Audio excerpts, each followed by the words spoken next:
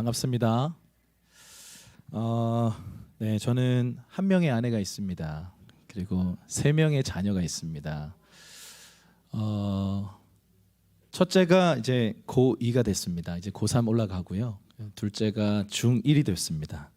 딸이고요. 얼마 전에 아들을 낳아버렸습니다. 그래서 다시 육아를 한 지 6년 정도 됐습니다. 네, 그렇게 아이들과 함께 지내고 있고요.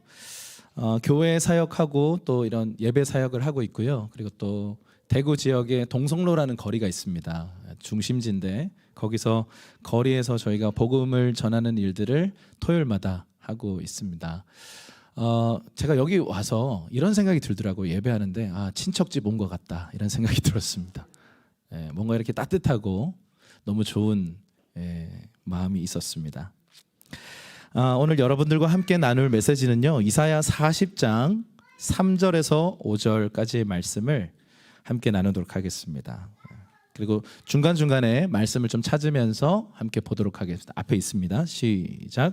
외치는 자의 소리여 이르되 너희는 광야에서 여호와의 길을 예비하라. 사막에서 우리 하나님의 대로를 평탄하게 하라. 골짜기마다 도두어지며 산마다 언덕마다 낮아지며 고르지 아니한 곳이 평탄하게 되며 험한 곳이 평지가 될 것이요 여호와의 영광이 나타나고 모든 육체가 그것을 함께 보리라. 이는 여호와의 입이 말씀하셨느니라. 아멘. 길이 만들어지는 원리가 이렇습니다. 최초의 한 사람이 그 길을 걸어가면 됩니다. 제가 꽤 오래전에 다큐멘터리에서 이런 걸 봤습니다. 남미의 정글에서 한국 이 팀이 갖고 현지 가이드, 현지 사람이 길을 안내하는 일이었습니다. 그런데 아무리 봐도 길이 없습니다. 길이 없어서 이 수많은 숲풀과 정글 때문에 길이 없는 상황 속에서 길이 없는데요? 라고 물었더니 그 현지 가이드가 이렇게 말합니다. 내가 곧 길이요. 이렇게 말하더라고요. 그러면서 갑자기 칼을 하나 이렇게 꺼내더니 이상한 사람인가 오해했습니다. 그런데 이 바나나 나무 잎 같은 거 엄청난 화렵수 잎을요 막 이렇게 자르면서 치면서 걸어가기 시작하는데요. 그 사람이 걸어간 그 길이 되더라고요. 그리고 이 한국 팀들이 한 사람 두 사람 가면서 그 길을 밟으니까 없던 길이 만들어집니다. 제가 또 수년 전에 어떤 한 영상을 봤습니다. 어떤 락 페스티벌이었습니다. 미국의 한 락 페스티벌인데 바깥에서 이렇게 언덕에서 수많은 사람들이 이 페스티벌을 즐기고 있습니다. 그런데 이 음악과 전혀 상관없는 이상한 막춤을 추는 사람 한 사람이 일어났습니다. 그 사람을 모두가 이렇게 보면서 웃었습니다. 그런데 퍼스트 무버라고 부르는 최초의 한 사람, 두 번째 사람이요 그 춤을 따라 추기 시작했어요. 그러니까 이 두 사람이 똑같은 이상한 막춤을 추고 있는데 저쪽 옆에서 세 번째 사람이 일어납니다. 세 번째 사람이 이상한 춤을 막 추는 거예요. 음악과 상관없는. 근데 이 세 번째 사람이 일어나면서부터 어떤 일이 벌어지면요, 한 수십 명의 사람들이 일어나서 그 이상한 거룩한 막춤, 거룩하지 않죠? 네, 이상한 막춤을 막 추기 시작하는 거예요. 그러면서 순식간에 이 공연장 전체 사람들이요 이 이상한 춤을 다 따라 추는 거예요. 여러분, 길이 만들어지는 것은 이렇습니다. 최초의 한 사람이 그 길을 걸어가는 것입니다. 그런데 혼자만 걸어가면 길이 나지는 않습니다. 얼마 지나지 않아 그 길은 사라져 버립니다. 그런데 이 퍼스트 무버라고 하는 최초의 용기를 가진 두 번째 사람, 이 이상한 길, 이상해 보이는 저 춤을 따라 추는 사람이 일어나기 시작할 때, 그리고 세 번째 사람이 일어났을 때, 3이라는 숫자가 공동체의 숫자거든요. 3명의 사람들이 뭔가를 똑같이 행동하면요 다 이게 따라하게 되는 힘을 갖고 있습니다.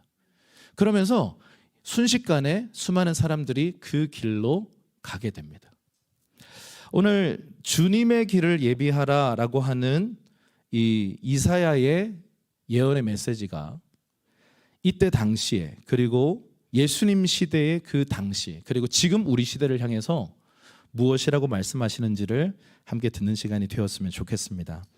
이사야서는요 1장에서 39장까지를 전반부로 보고 40장부터 이후를 후반부로 봅니다.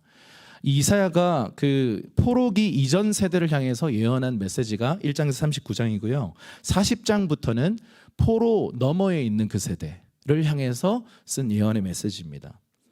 그래서 우리가 잘 아시는 것처럼 이 이스라엘 백성들이 이 유다가 망하면서 바벨론의 포로로 잡혀가면서 70년 동안 종살이를 하게 됩니다. 그래서 그 바벨론의 포로로 잡혀 있던 그 세대를 향해서 지금 이 이사야 40장은 위로의 메시지를 전하고 있습니다. 너희가 해방되는 때가 곧 올 것이다 라고 하는 하나님의 음성이었던 것입니다. 자, 그런데 3장부터 독특한 표현의 말씀이 적혀 있습니다. 우리에게는 익숙하지만 가만히 생각해 보면요, 굉장히 독특한 표현이에요. 외치는 자의 소리여 이르되 너희는 광야에서 여호와의 길을 예비하라, 이렇게 말씀하는 것이죠. 사막에서 우리 하나님의 대로를 평탄하게 하라, 이렇게 말씀합니다. 외치는 한 소리가 있습니다. 이 소리가 어떤 것들을 외치기 시작합니다. 그 외침이 광야에서 여호와의 길을 예비하라는 그 외침인 것입니다. 여러분, 주님의 길은 어떻게 만들어집니까? 주님의 길은 어디에서 만들어집니까? 오늘 말씀은 광야에서 만들어진다라고 말씀하고 있습니다. 여러분, 광야는요, 히브리어로 미드바르예요. 미드바르. 이 미드바르를 이 드바르, 이게 뭐냐면 다바르, 이게 뭐냐면 말씀하다라는 뜻이에요. 그러니까 미드바르는요, 광야는요, 말씀하시는 곳이라고 하는 단어적인 뜻을 갖고 있습니다. 광야는요, 아무것도 없어요. 하늘과 땅, 사막, 아무것도 없어요. 숲을 뭐 그런 것도 없고요. 그냥 이 광야는 정말 아무것도 의지할 곳이 없는 곳입니다. 그런데 그곳에 하나님은 광야에서 말씀하신다라는 것이죠. 이 길이 없는 광야에서 하나님의 말씀을 따라 걷는 한 사람이 일어날 때, 그리고 두 사람이 일어날 때, 세 사람이 일어날 때 광야 한가운데서 길이 만들어지는 줄 믿습니다.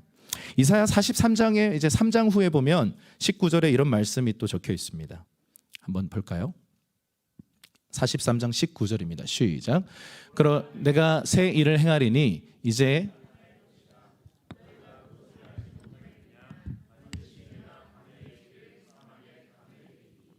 아멘.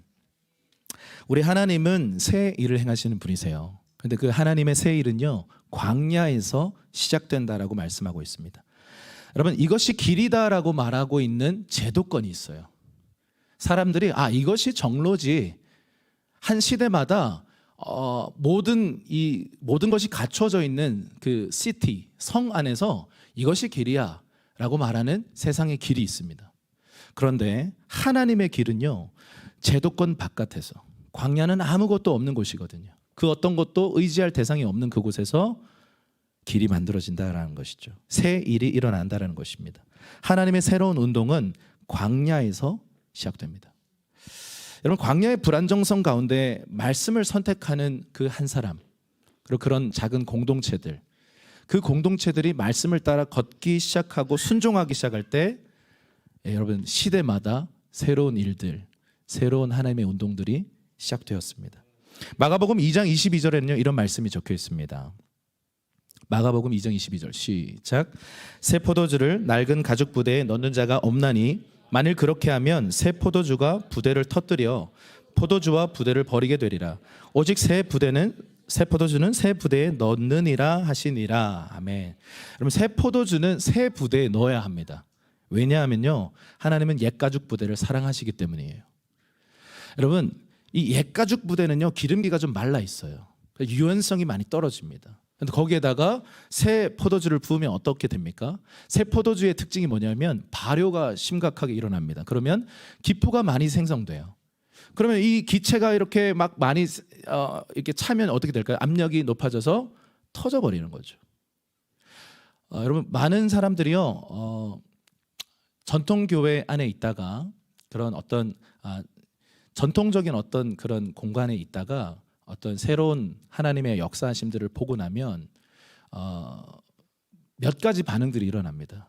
왜 우리의 공동체에서는 이러한 일이 일어나지 않는가에 대한 답답함 때문에 중보자가 되고 또 그 교회 안에서 어떤 것들을 개혁하면서 변화로 이끌어가는 사람들이 있습니다. 그런데 또 어떤 사람들은 그것을 적응하지 못하고 떠나가는 사람들도 있습니다.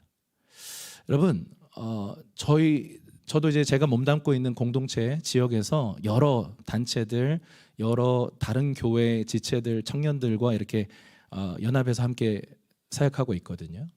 근데 얘기들을 들어보면요, 이런 고민들이 너무 많은 것이죠. 우리 교회 예배가 힘듭니다.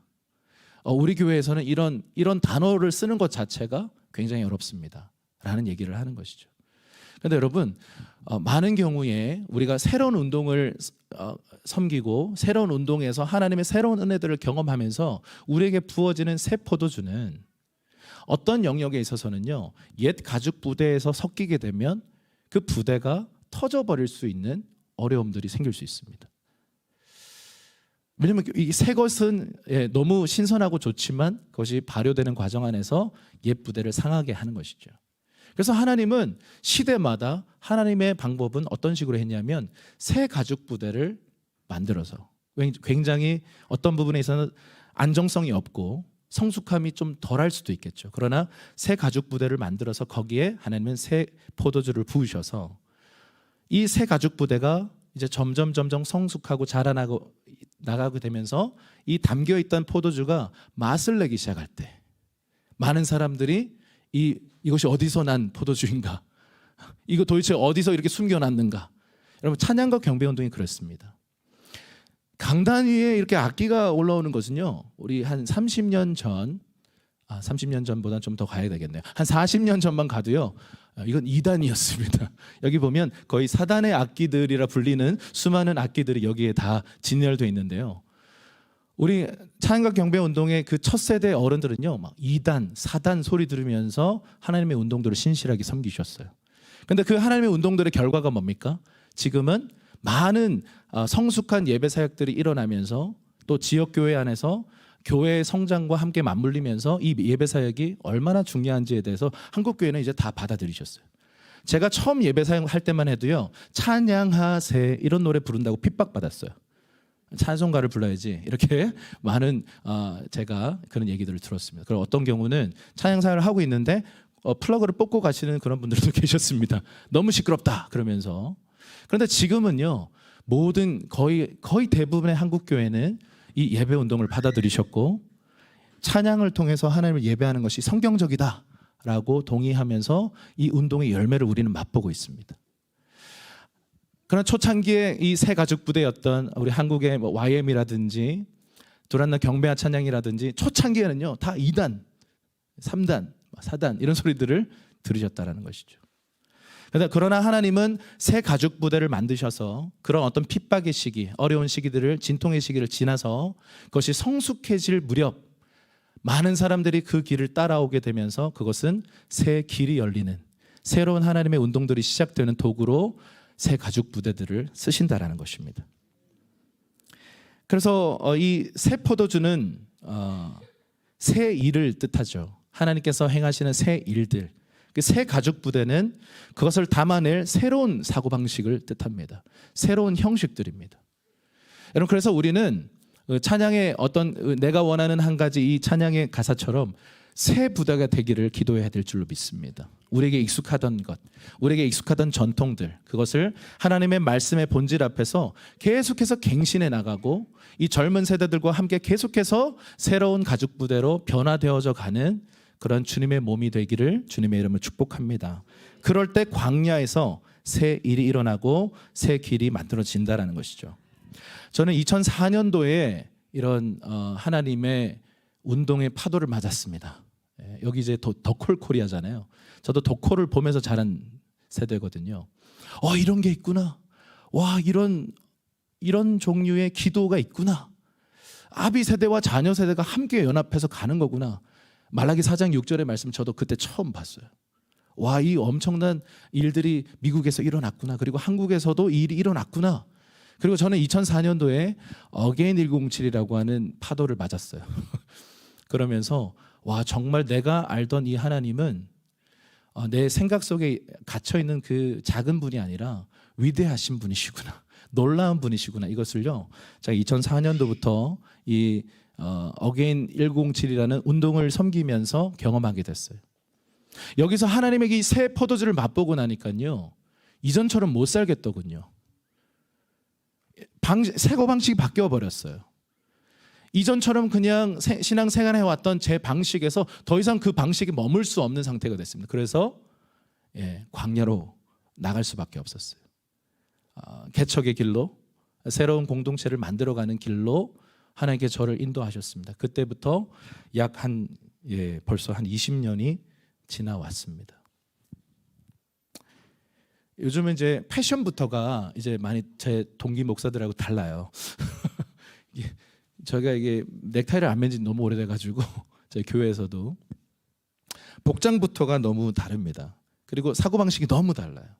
표현 방식도 너무 다른 거예요. 물론 제가 그 친구들을 사랑합니다. 그런데 저는 점점 이제 제 신학교 동기들과는 점점 다른 길로, 저는 저기 광야에서 변방에서 전혀 다른 얘기들을, 다른 관심을 갖고 살아가는 사람이 되었습니다. 그 안에서 좌충우돌, 시행착오, 연약함 이런 것들 참 많이 경험했었는데요. 2014년 어간에 이 광야에서요, 하나님의 놀라우심들을 경험하고 막 부흥의 언저리를 경험하는 것 같은 그 영광들을 맛볼 수 있었는데 2014년 어간에는요 망했습니다. 광야 한가운데서 길이 없더라고요. 여기가 길입니다. 주님께서 말씀하셨습니다. 그러고 왔는데 2014년도에 길이 끊어져 버렸어요. 그리고 광야 한가운데 혼자 덩그러니 남겨졌습니다. 그때 하나님께서 주셨던 말씀이요, 이사야 62장 10절 말씀인데요, 또 길에 대한 말씀이에요. 한번 읽어보겠습니다. 나아가라, 백성이 올 길을 닦으라, 큰 길을 수축하라, 돌을 제하라, 만민을 위하여 기치를 들라. 제가 굉장히 어려운 절망의 순간이었는데 이제 내가 대구를 떠야겠다. 자, 지금이 이제 어디론가 이동할 때다. 왜냐하면 이제 할 만큼 했으니까. 굉장히 어려운 시간이고 실패의 시간이니까 이제 접고 떠나자 그랬는데 이 말씀을 주시는 거 아니겠습니까? 망한 사람한테 주실 말씀은 아니라고 생각합니다. 전혀 공감되지 않고 아멘은 전혀 나오지 않는 말씀이었습니다. 그런데 기도만 하면 이 말씀이 오는 거예요. 눈만 감고 찬양만 하면 이 말씀이 생각나는 겁니다. 그래서 아주 고통스러웠습니다. 그래도 그때 이제 전도사니까, 그래도 사역자니까 자존심을 포기할 수는 없어서 이 말씀을 아멘했습니다. 이 말씀 아멘하고 2개월을 죽을 뻔했습니다. 아멘하고 믿음으로 포기가 아니라 전진하기로 딱 결정하는 그 순간부터요 너무 힘든 거예요. 몸도 마음도 상황도 다 꼬이기 시작합니다. 그 2개월의 시간을요 다시 돌아가라 그러면 정말 가고 싶지 않은 그 시간입니다. 그런데 하나님의 말씀에는 능력이 있습니다. 말씀을 신뢰하고 걷는 사람들에게는요 반드시 하나님은 일하십니다. 그 말씀을 따라 걷는데 상황은 완전히 반대인데, 제 건강 상태도 너무 나빠지고 최악의 상태인데, 여러분 한 두 달 정도 지났을 어떤 무렵 기도 중에 스위치가 탁 하고 켜지는 영적 느낌을 받았어요. 그리고부터 어떤 대전환이 일어나서요, 그리고 3개월 동안 하나님의 영광의 임재가 막 쏟아지기 시작하는데요, 감당하기 힘들 만큼 저는 포기하고 다 지쳐서 그만두려고 했었는데, 하나님의 뚱딴지 같은, 여러분 이 말씀은요 너무 뚱딴지 같았어요. 백성이 올 길을 닦으래요. 나 지금 망했는데 그것도 대로를 수축하래요. 그리고 돌을 제하고 열방을 위해 깃발 들고 서 있으랍니다. 이거 망한 사람한테 주실 말씀 아닌 거 맞잖아요. 그런데 이 말씀 붙들고 믿음으로 연약했지만 걷기 시작했을 때, 제가 그때 많이 불렀던 노래를 오늘 첫 찬양으로 부르셨어요. 돈 없을 때 부르는 노래, 주가 일하시네. 돈도 없고 마음도 없고 에너지도 없고 다 떨어졌을 때 그 노래, 그냥 그 노래 불렀어요. 그냥 할 말 없으면 주가 일하시네. 그런데 여러분, 그 하나님의 약속은 신실하십니다. 말씀을 따라 걷는 자들에게 하나님은 반드시 일하십니다. 여호와 일의 하나님은요 순종할 때 보이는 그 숲풀 속에 가려진 어린 양, 그 수량을 숨겨 놓으신 것입니다. 여러분, 순종하지 않으면 그 수량은 발견되지 않습니다. 믿음으로 말씀을 따라 순종했을 때 그 가려져 있는, 숨겨져 있는 수량을 보게 될 것입니다. 우리 하나님 여호와 일의 하나님이십니다. 그렇게 7년의 시간이 지나왔습니다. 저는 이 지난 7년의 시간을요 그때 당시에는 상상하지도 못했던 영광스러운 미래를 저는 살아왔습니다. 하나님은 저와 여러분에게 영광스러운 미래를 열어놓으셨습니다. 그러나 사단은요, 그 미래로 나아가는 문 앞에서 주저앉도록 우리를 넘어뜨리는 존재입니다. 그때 우리가 해야 될 것은 말씀을 주장하는 것입니다. 주께서 말씀하신 그 비전을 주장하는 것입니다. 주님의 약속을 주장하는 것입니다. 상황이 아니어도 없는 것을 있다라고 말하고, 없는 것 가운데 여러분 그 아브라함 그리고 사레라고 불리는 이 사람을 사라라고 부르기 시작했던 믿음의 말들이요, 우리에겐 참 중요합니다. 우리의 마음 안에는요, 우리 저마다의 경험과 백그라운드를 통해서 우리의 어떤 지식을 통해서요 쌓여 있는 내 고집들이 있어요. 해봤는데 안 돼 라고 하는 생각들이 있습니다. 그러나 하나님의 말씀은 그것과 전혀 상관없이 믿는 자에게 능치 못할 일은 없다라고 기록하고 있습니다.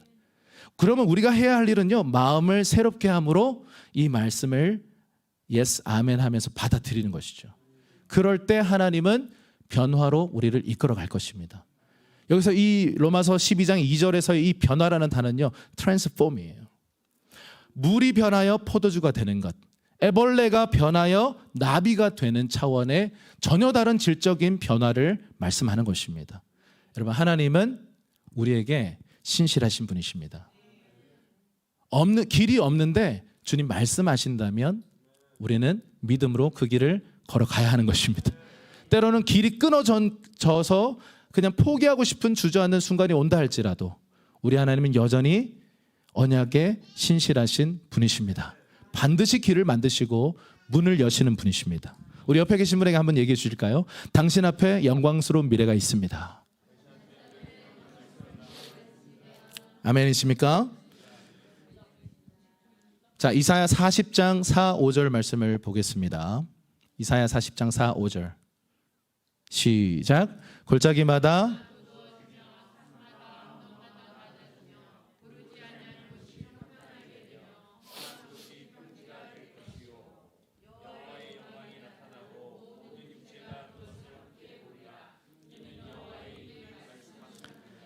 네, 아까 찬양 가사에 나와서 오늘 말씀 안 전해도 되겠다 이런 생각을 했습니다.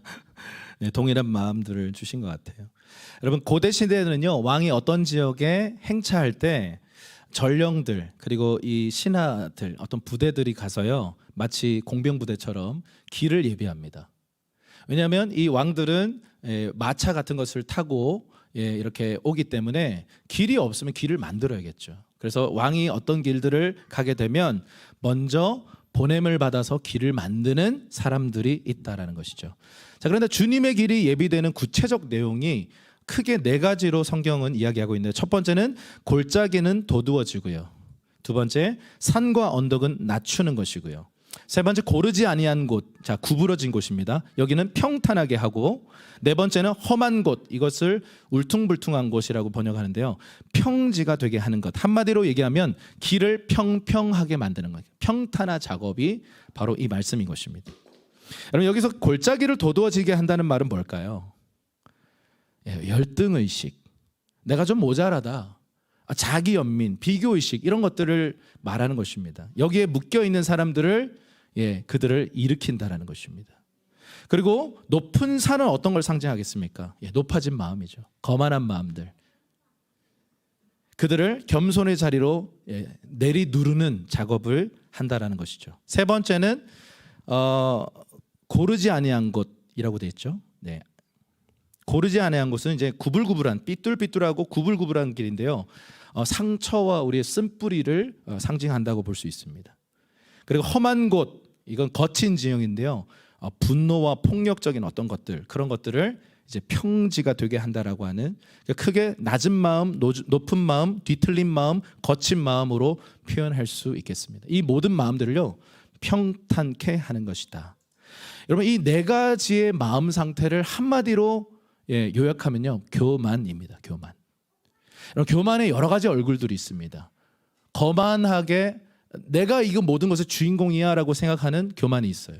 그런데 지렁이 교만이 있어요. 지렁이, 난 지렁이 같아, 난 메뚜기야, 난 할 수 없어 라고 생각하는 그런 열등감적인 교만의 모습이 있고, 또 상처와 쓴뿌리로 인한 교만의 모습이 있고요, 분노와 폭력적인 모습의 교만의 모습이 있다라는 것이죠. 저는 예수님 믿기 전에 꼴짜기에 있었습니다. 제가 7살 때 저희 아버지가 교통사고를 나셔서요. 오른쪽 다리를 좀 잃게 되셨어요. 오토바이를 운전하셨는데 교통사고로 인해서 그런 이제 불구가 되셨습니다. 그래서 제가 7살 때 제 어린 시절을 이렇게 반추해 보면요, 너무 어두웠습니다. 네.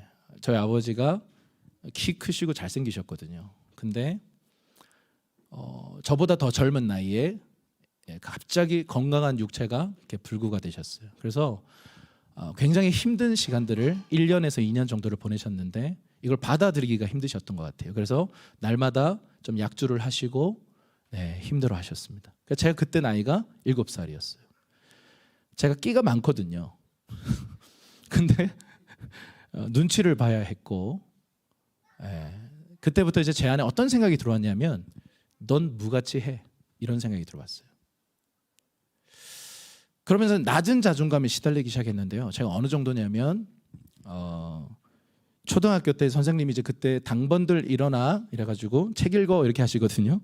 근데 그 시간이 왜 그렇게 무서운지 모르겠습니다.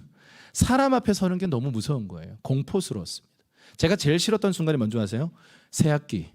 그때 요즘은 없던데 저희 때는 앞에 나와서 쭈뼛쭈뼛 자기소개하는 시간이 있었거든요. 저는 그 시간이 제일 싫었어요. 심지어 제가 이제 그게 점점 그렇게 낮은 자존감이 성장하면서요. 중학생이 되면서 이제 폭발하기 시작하는데 제가 학교를 이렇게 버스를 타고 가는데 여고생들이 우르르 타는 거예요. 그래서 저는 내렸어요. 집은 아직 몇 정거장 남았는데 걸어가는 거예요. 그렇게 너무나도 힘든 삶을 살았어요. 제가 그때 고2에 교회를 처음 나왔거든요. 예수를 믿으면서 제가 느꼈던 감정은 뭔지 아세요? 억울함이었어요. 나 왜 이렇게 살았지? 속고 살았구나. 제가 알고 보니 사람들 앞에 말하는 부르심이더라고요. 이거를 2009년도에 설교자로 부름을 받았어요. 그 전까지는 찬양 사역은 했었어요. 그런데 여전히 마이크만 잡고 사람들 앞에 서면요, 저는 너무 무서운 사람인 거예요. 그런데 하나님의 말씀은 전혀 그렇지 않았습니다. 기도원을 향해 말씀하셨던 큰 용사라고 하는 그 말씀이요, 제게 레마의 말씀으로 꽂히면서 제가 그때부터 조금씩 연약함을 벗어나서 사람들 앞에 말할 수 없는 그런 연약함에서 벗어나서 점점 하나님의 말씀을 사람들 앞에서도 선포할 수 있는, 또 지나가는 사람들 앞에서도 복음을 선포할 수 있는 사람으로 주님 조금씩 저를 성장시켜 오셨어요. 골짜기 저 밑바닥에 있었어요. 그런데 주님은 저를 계속 저 이런 생각 가졌어요. 나 결혼 못할 것 같은데. 나는 내 자동차를 너무 강력하게 있었어요. 그런데 하나님은 저를요, 지난 20년 가까이를요 계속해서 끌어올리셨어요. 물론 가끔 이렇게 찍어 누르셨는데요. 교만해질 때쯤 이렇게 찍어 누르셨는데 전반적으로 보면요, 저를 계속 끌어올리셨어요. 왜냐하면 골짜기 저 깊은 곳에 있었으니까. 여러분, 어떤 사람들은요 계속 끌어올리는 사역, 하나님의 다루심을 경험하실 거예요. 또 어떤 사람들은요 계속 나를 낮추세요. 언제까지요, 주님?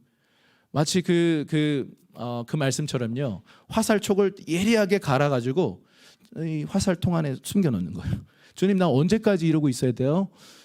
5년 지났는데요? 10년 후에? 저 10년 지났어요, 주님.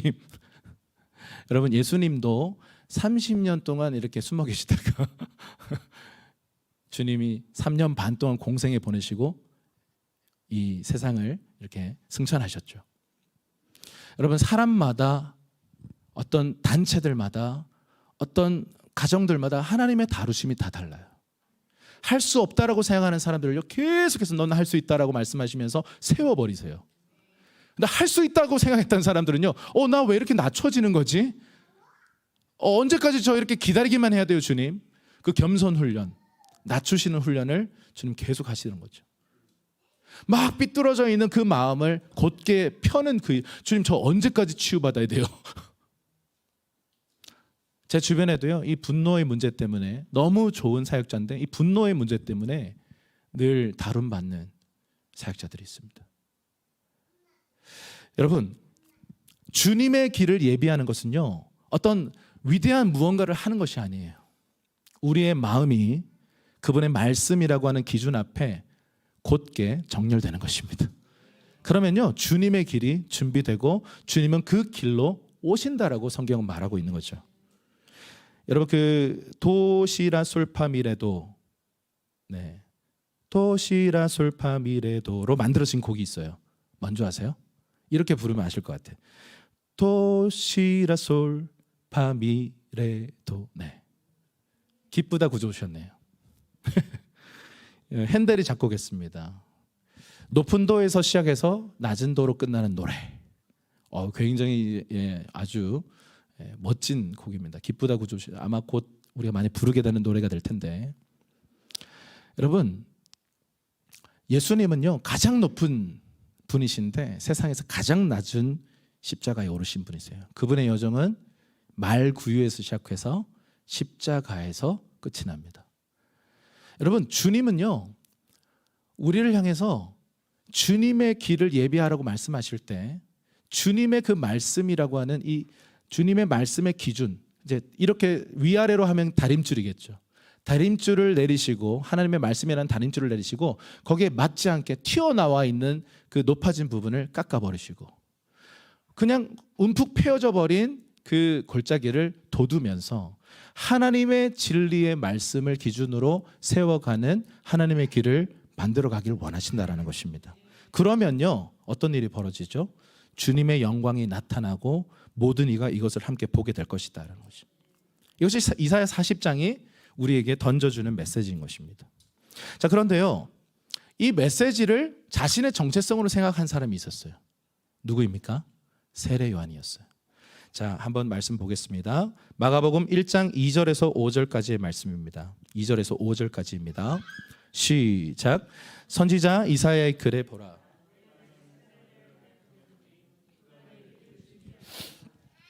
광야에 외치는 자의 소리가 있어 이르되 너희는 주의 길을 준비하라. 그의 오실 길을 곧게 하라. 기록된 것과 같이 세례 요한이 광야에 이르러 죄 사함을 받게 하는 회개의 세례를 전파하니 온 유대 지방과 예루살렘 사람이 다 나아가 자기 죄를 자복하고 요단강에서 그에게 세례를 받더라. 자, 이 마가복음 이 말씀은요 이사야 40장을 그대로 인용하면서 세례 요한의 부르심과 정체성을 설명하고 있습니다. 주님의 길을 예비하는 미리 보냄을 받은 사자라는 것입니다. 그가 높은 산과 골짜기 뒤틀리고 험한 곳을 평탄하게 만드는 사역을 하게 될 거다. 자, 그런데 이거를 이렇게 표현하죠. 회개의 세례를 전파한 것이다. 세례 요한도요 예수님과 똑같은 메시지를 외치는데요, 회개하라, 천국이 가까이 왔다, 이렇게 외칩니다. 하나님 나라의 복음을 선포하는 것이죠. 그때 당시에 막 권력자들, 그 헤롯, 이런 수많은 권위자들을 향해서요 하나님의 말씀을 그대로 두려워하지 않고 그거 잘못된 것이다라고 헤롯을 향해서 꼭 그 말씀으로 꼬집기도 했고요. 그리고 또 수많은 죄인과 세상에서 꼴짜기에 있는 사람들을 향해서도 이 소망의 복음을 전했던 것이죠. 그러면서 수많은 사람들이 광야로 나와서 세례를 받는 일들이 일어났습니다. 자, 그런데 이 이사야가 예언했던 이 세례 요한이라고 하는 인물을 또 말라기도 예언하고 있어요. 또 아마 여기서도 많이 전했던 메시지가 아닐까 싶은데요. 말라기 4장 5절에서 6절입니다. 5절 6절 시작. 보라, 여호와의 크고 두려운 날이 이르기 전에 내가 선지자 엘리야를 너희에게 보내리니 자녀들의 마음을 그들의 아버지에게로 돌이키게 하리라. 돌이키지 아니하면 두렵건대 내가 와서 저주로 그 땅을 칠까 하노라 하시니라. 이 예언은요 구약의 마지막 예언입니다. 그리고 400년 동안 아무런 선지자도 예언도 출현하지 않습니다. 그리고 세례 요한이 등장하신 것이죠. 자, 그런데 이렇게 표현합니다. 아버지의 마음을 자녀에게로, 자녀의 마음을 아버지에게로 돌이키는 어떤 인물이 있을 텐데 그를 엘리야라고 표현하는 것이죠. 여러분, 성경에 보면 죽지 않고 하늘로 간 두 사람이 있습니다. 누굴까요? 에녹과 엘리야예요. 특별히 이 엘리야에 대해서는요 그 예수님 변화산에서 모세, 엘리야 그리고 예수님 이렇게 함께 등장할 정도로 이 이스라엘 사람들에게 있어서 엘리야는 어마어마한 존재였습니다. 상징적인 존재였어요. 그리고 이런 민간 사상이 있었어요. 엘리야는 다시 올 것이다. 그런데 예수님은 그 민간 사상을 인정하시면서 정말 오리라 한 엘리야는 왔다 이렇게 말씀하시는 것이죠. 자, 그런데 여러분, 왜 엘리야일까? 조금 이따 보겠지만 이 엘리야의 심령과 능력을 가진 세례요한이라고 표현하고 있거든요. 엘리야의 심령과 능력을 가진, 엘리야는 아닙니다. 엘리야의 영을 가지고 엘리야의 기름 부음을 가진 세례요한이라고 표현하는 것입니다. 이제 엘리야에 대해서 여러분 우리가 좀 생각해 보면요, 여러 가지 몇 가지 사건이 있습니다. 대표적인 사건이 뭐예요? 갈멜산 전투입니다. 거기서 맞짱 뜨죠. 시대가 굉장히 어두웠습니다. 하나님과 바알 사이에서 여러분 많은 사람들이 바알을 하나님이라고 불렀어요. 그러니까 시대적으로 우상 숭배가 들끓었습니다. 아합과 이 이세벨이 통치하던 그 시대에 그냥 최악의 상태였습니다. 그런데 그때 엘리야가 갈멜산에서 외침은 뭐냐면 여호와께로 돌아오라고 하는 회개의 메시지였어요. 누가 참 신인지 가려보자. 너희가 하나님과 바알 사이에서 더 이상 기웃기웃하지 말고 참 하나님께로 돌아오라라고 외친 것이죠. 회개의 메시지였습니다. 자, 그런데 엄청난 돌파와 승리가 있었는데 그 이후에 그는 갑자기 곤두박질 치기 시작합니다. 이세벨의 위협 앞에 그냥 번아웃이 찾아왔습니다. 죽기를 구해요. 로뎀나무, 우리 교회 카페 이름 로뎀나무 참 많은데요. 그 로뎀나무에 앉아가지고 주여 죽여 주옵소서 이렇게 기도하는 거예요. 근데 주님이 그때 이 호렙산으로 이끌어 가시고 그 호렙산에서 주님이 세미한 음성을 주시는데 이 엘리야는요 앞에서 엄청난 불의 종 능력의 종의 모습을 보였는데 이 세미한 음성을 들으면서 그는 그거보다 더 강력한 하나님의 일들을 하고 하늘로 승천하게 됩니다. 그것이 뭐냐면 세 사람을 기름 부어 세우라는 것이죠. 첫 번째는 누굽니까? 이 하사엘이라는 아람 왕을 기름 부어 세워라. 그리고 예후를 북이스라엘 왕으로 다시 기름 부어 세워라. 그리고 나중에 예후가 이 아합을 죽이죠. 그런데 엘리사라고 하는 이제 선지자를 이어갈 네 다음 세대 선지자를 세워라 그랬어요. 여러분, 엄청난 불과 능력이 나타났던 갈멜산 전투의 이후에 주님께서 세미한 음성으로 말씀하셨던 그의 사명은요, 미래 세대를 준비하는 거였습니다. 다음 세대를 준비하는 거예요. 그리고 주님께서 이런 말씀을 하시는 거예요. 너 혼자 아니야. 이 엘리야가요 지친 이유가 나 혼자다 이런 생각이었거든요. 이게 엘리야 신드롬이라 그래요. 사역하다 보면 이런 순간이 옵니다. 내 마음 아무도 모르는 것 같아. 저도 그런 순간들이 좀 있었습니다. 제가 도망치려고 했던 그때요. 그런데 주님이 이렇게 말씀해요. 너 혼자 아니야. 바알에게 무릎 꿇지 않은 7,000명의 사람들을 내가 예비해 놨어. 이렇게 말씀하시는 거예요. 7,000명의 사람들이 있대요. 남은 자들이 있답니다. 여러분, 지금 이스라엘 상태는요 다 그냥 치우쳤어요. 다 바알을 숭배하고 시대가 그냥 엉망진창인데요, 나 혼자 이렇게 싸운다고 되나? 안 되니까 번아웃이 온 거거든요. 그런데 7,000명의 사람이 있대요. 저는요 이 7,000명의 사람이 좀 궁금했어요. 이 사람들 누구지? 로마서 11장 4, 5절에도요 사도 바울이 이 장면을 이야기하는데 한번 읽어보겠습니다. 시작.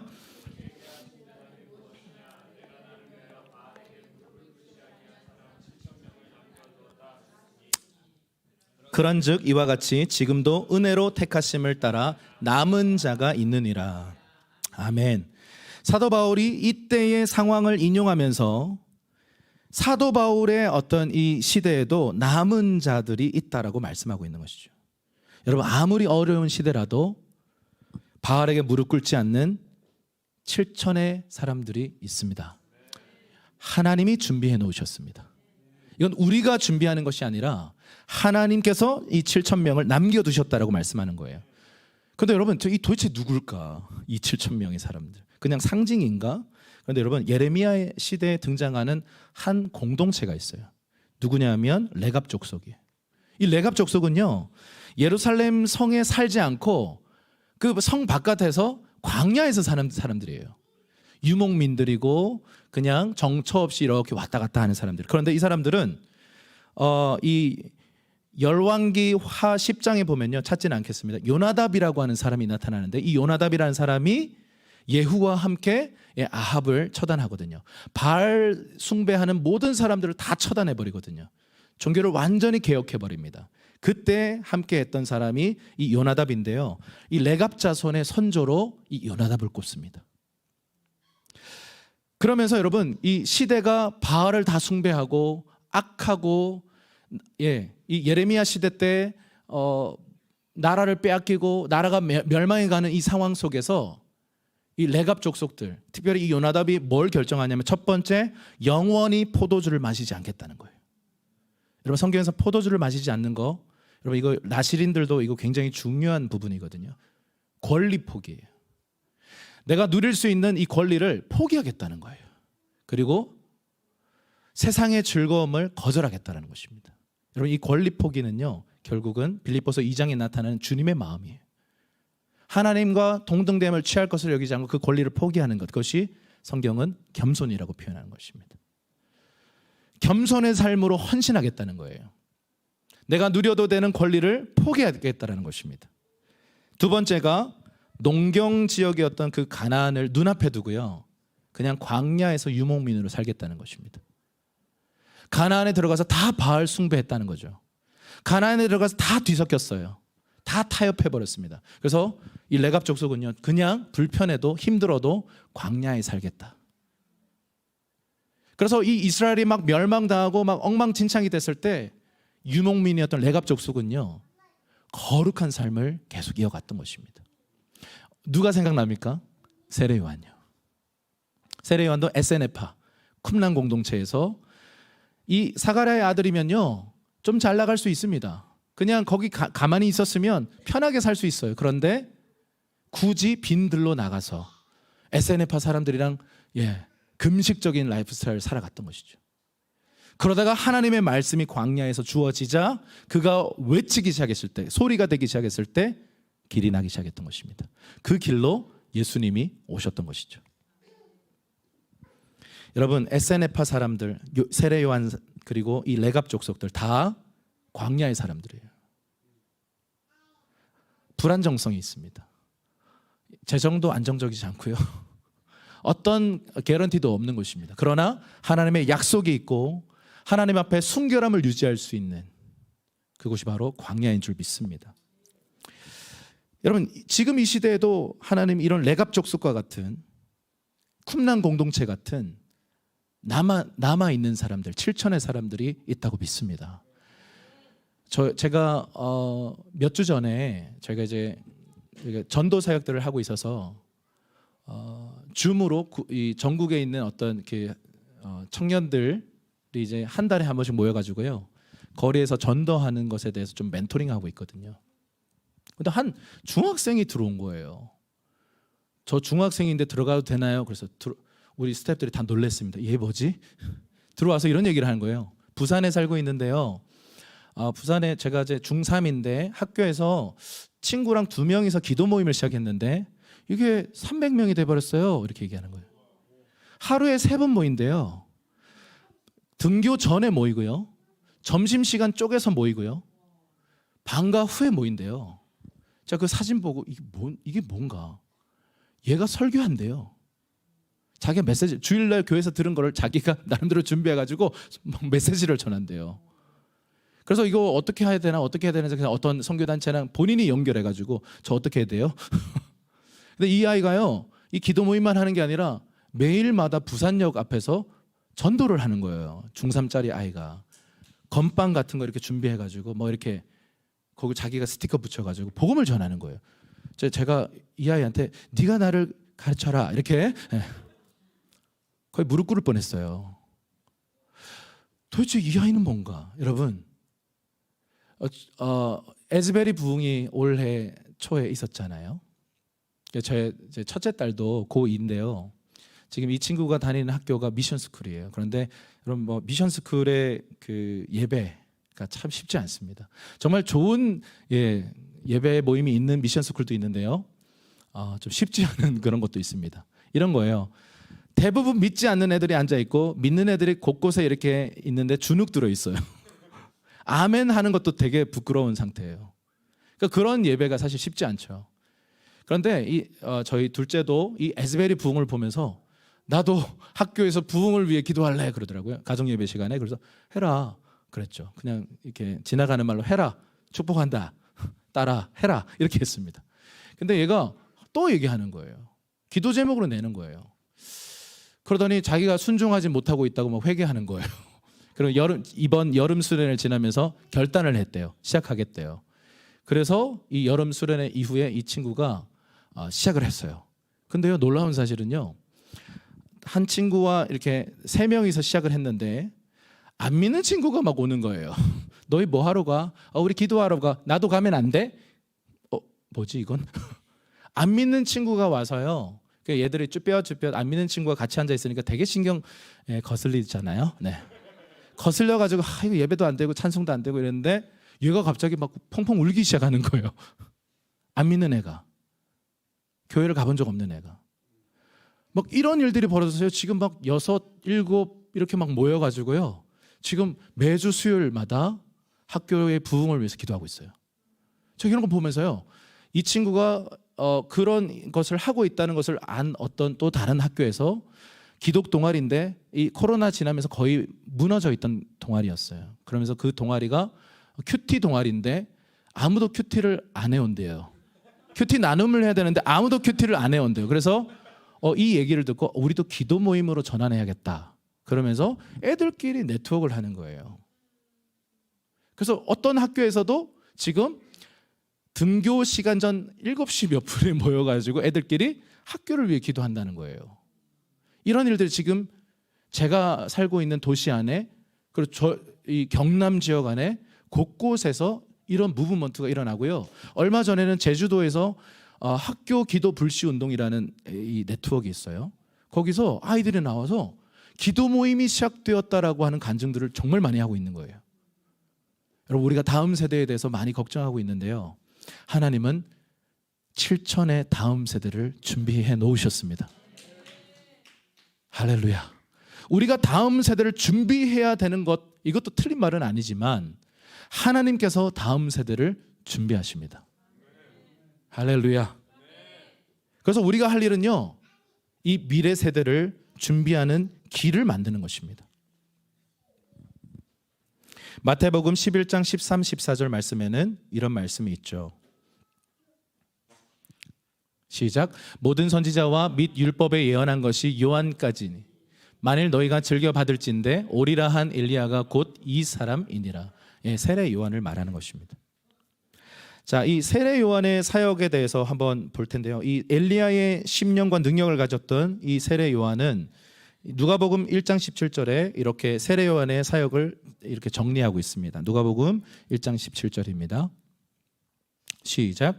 그가 또 엘리야의 심령과 능력으로 주 앞에 먼저 와서 아버지의 마음을 자식에게, 거스르는 자를 의인의 슬기에 돌아오게 하고 주를 위하여 세운 백성을 준비하리라. 아멘.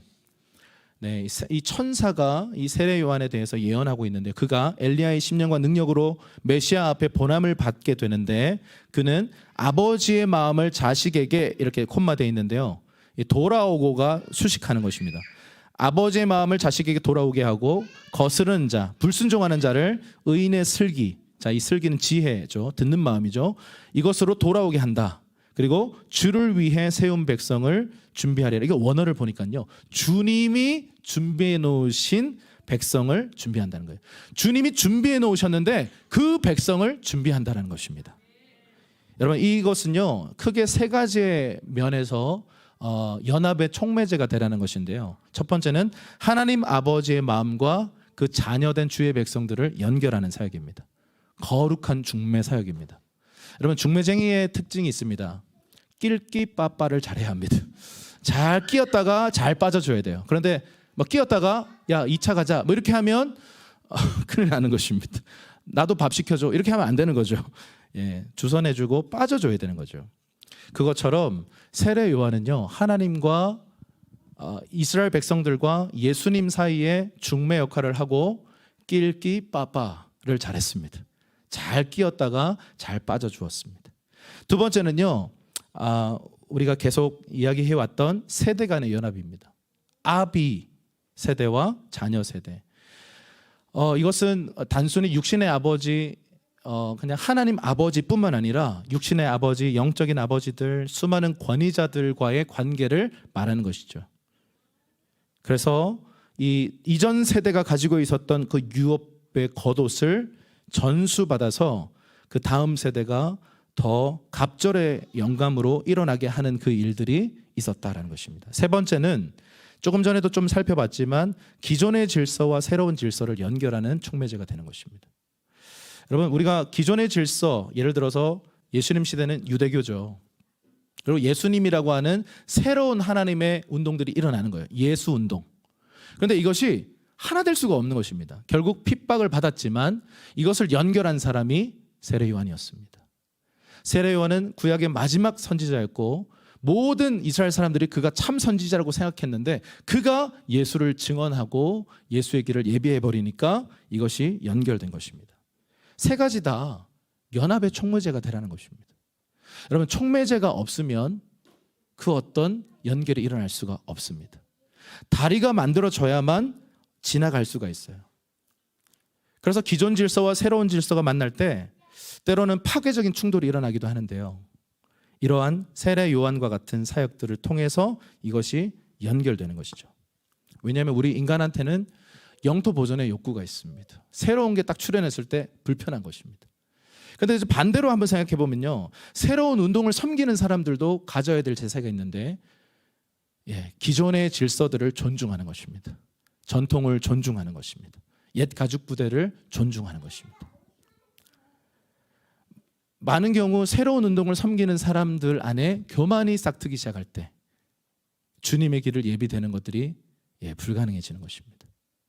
그래서 주님의 길을 예비하는 것에 가장 중요한 것은요, 평탄케 되는 것입니다. 높은 것은 낮아지고 낮은 것은 도두어지고 구불구불한 것은 곧아지는.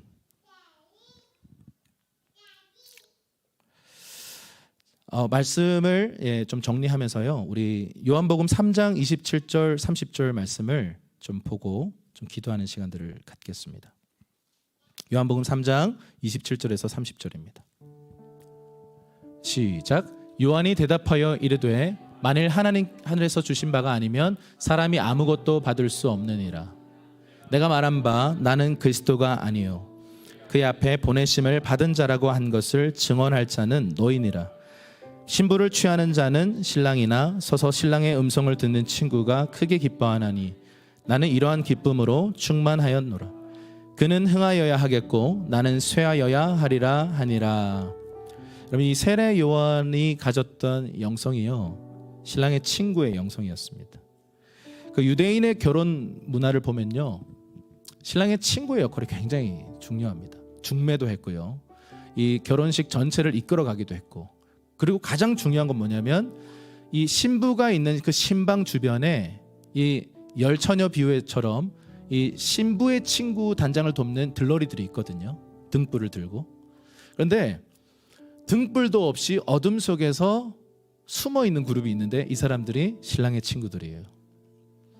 어떤 일이 벌어지냐면요, 좀 이 신랑이 피로연을 마치고 늦게 이렇게 귀가를 하는데 10명의 들러리들이 이렇게 빛을 들고 있는데 너무 늦게 오니까 졸게 된 겁니다. 그 사이에 불은 다 꺼져버리죠. 이 들러리들이 상징하는 것은요, 주님의 몸된 교회를 단장을 돕는 사역자들이에요. 마지막 때에 수많은 교회가 잠들어 버린다라고 말하고 있습니다. 그런데 그 어둠 속에서 나의 사역이 분명하게 있지도 않은데 깨어있는 그룹들이 있어요. 광야의 세례 요한입니다. 그리고 이 세례 요한, 이 신랑의 친구들의 역할이 뭐냐면요, 신랑의 발자국 소리를 들어요. 그리고 신랑의 음성을 확인하고는 신랑인 것을 알아요. 왜냐하면 어릴 때부터 친했거든요. 그때 그 마태복음 25장 6절에 나타난 그 말씀처럼 보라 신랑이로다 맞으러 나오라 라고 외칩니다. 그러면요, 잠들어 있던 사람들이 깜짝 놀라서 깨죠. 그때 주섬주섬 기름 준비한 사람들 다시 이렇게 불을 밝히고, 기름 못 준비한 사람들은 그때 막 기름 사러 가는 거예요. 이게 세례 요한입니다. 여러분, 이 세례 요한과 같이 광야에서 불완전하지만 제도권 바깥에서 주님의 길을 준비하는 사람들을 통해서 주님의 길은 예비될 수 있습니다.